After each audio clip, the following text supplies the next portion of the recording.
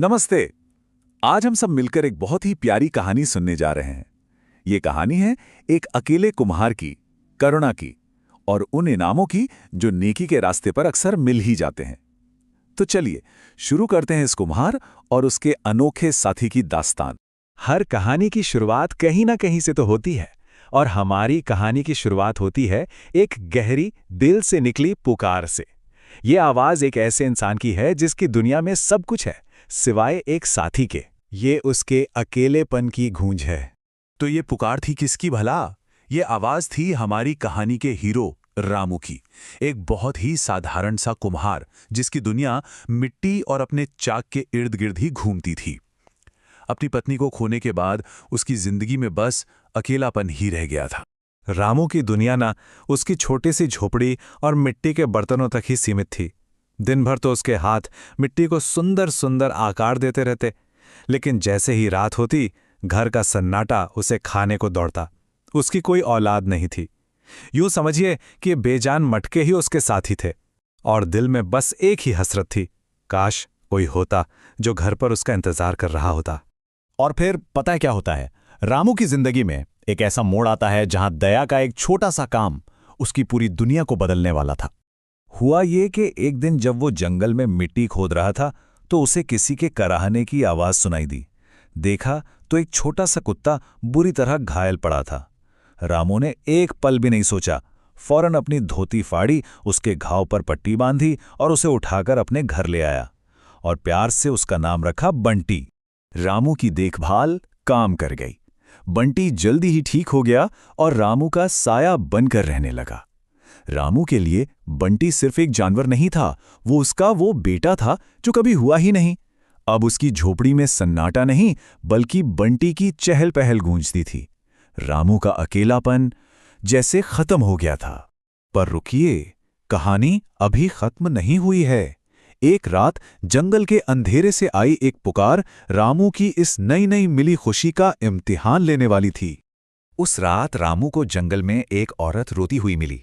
उसका पति, जो कि असल में एक राजकुमार था, कुष्ठ रोग से अपनी आखिरी सांसें गिन रहा था।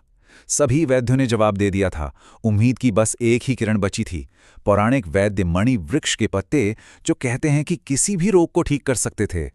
उस औरत की आंखों में लाचारी देख करना रामू का दिल पिघल गया। वो उसे जानता तक नहीं था, सोचिए। फिर भी उसने वादा कर लिया कि वो उस जीवन देने वाले पेड़ को ढूंढ कर लाएगा, चाहे कुछ भी हो जाए।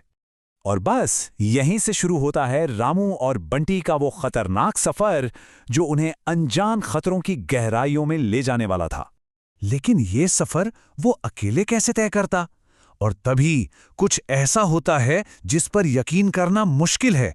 बंटी, जो कुछ देर से गायब था, अचानक वापस आता है और इंसानों की तरह बोलने लगता है। रामू तो हैरान रह गया। बंटी बताता है कि उसे उस छिपी हुई गुफा का रास्ता मालूम है जहां वैद्य मणि का पेड़ उगता है। लेकिन बंटी ने यह भी चेताया कि रास्ता आसान बिल्कुल नहीं था। उन्हें 3 बड़ी मुश्किलों को पार करना होगा। पहली, जंगल के राजा गज्जू हाथी को मदद के लिए राजी करना। दूसरी, एक ऐसा जानलेवा पहाड़ी रास्ता पार करना जहां हर पल पत्थर गिरते रहते थे। और आखिरी, उस अंधेरी और रहस्यमयी गुफा में दाखिल होना जिसका कोई पहरा दे रहा था। खैर, गज्जू हाथी की मदद से वो अपनी मंजिल तक पहुंच तो जाते हैं, पर वहां उनकी असली और सबसे बड़ी परीक्षा इंतजार कर रही थी। जरा कल्पना कीजिए, गुफा के अंदर उनका सामना होता है एक विशालकाय दिव्य नाग से, जिसके माथे पर एक मणि सूरज की तरह चमक रही थी। यही था वैद्य मणि वृक्ष का सदियों पुराना और बहुत शक्तिशाली रक्षक। नाग रामू के सामने एक ऐसी शर्त रखता है जिसे सुनकर किसी का भी दिल दहल जाए। वो कहता है, ये पत्ते तुम्हारे हो सकते हैं, पर इसकी एक कीमत है। तुम्हें अपने सबसे प्यारे अपने बेटे बंटी की बलि देनी होगी। ये रामू के निस्वार्थ प्रेम की सबसे बड़ी परीक्षा थी। रामू का दिल तो टूट गया, पर उसका फैसला, उसका जवाब, वो एकदम साफ था। उसने एक पल भी नहीं सोचा और मना कर दिया। बोला, आप चाहें तो मेरी जान ले लीजिए, पर मैं ऐसे पत्ते नहीं ले सकता जिन पर मेरे अपनों का खून लगा हो। यही वो पल था जब सच्ची करुणा ने हर लालच को हरा दिया। रामू के इस फैसले के साथ ही कहानी अपने अंजाम की ओर बढ़ती है, जहां उसकी नेकी को पहचाना गया और उसे उसका इनाम मिला। रामू का जवाब सुनकर नाग की आंखों में गुस्सा नहीं बल्कि सम्मान था। उसने बताया कि यही तो असली परीक्षा थी। रामू के उस पाक दिल और निस्वार्थ प्रेम को देखकर नाग ने उसे खुशी खुशी पत्ते ले जाने की इजाजत दे दी, क्योंकि रामू ने यह साबित कर दिया था कि वैद्य मणि का असली हकदार वही था। रामू पत्तियां लेकर लौटता है और राजकुमार का इलाज करता है, और जैसे ही पत्तों का लेप लगाया जाता है मानो कोई जादू हो जाता है। राजकुमार का कुष्ठ रोग एक पल में गायब हो जाता है और उसकी त्वचा सोने की तरह दमकने लगती है।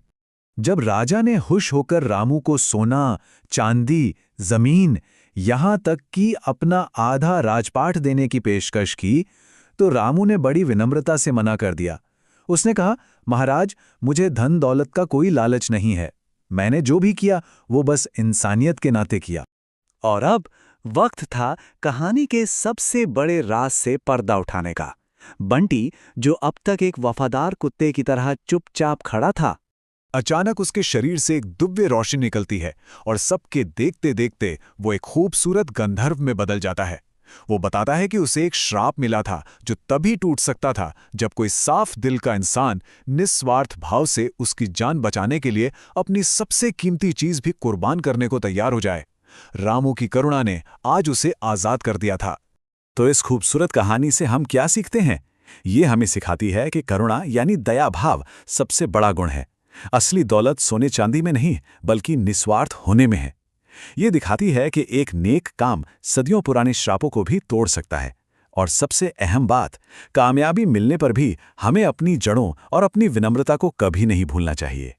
और जाते जाते ये कहानी हम सबके लिए एक सवाल छोड़ जाती है। हमारे अपने जीवन का वैद्यमणि क्या है? वो कौन सा मुश्किल पर नेक काम है जिसे पूरा करने के लिए हमें भी रामू की तरह निस्वार्थ प्रेम और हिम्मत की जरूरत है? इस पर सोचिएगा जरूर।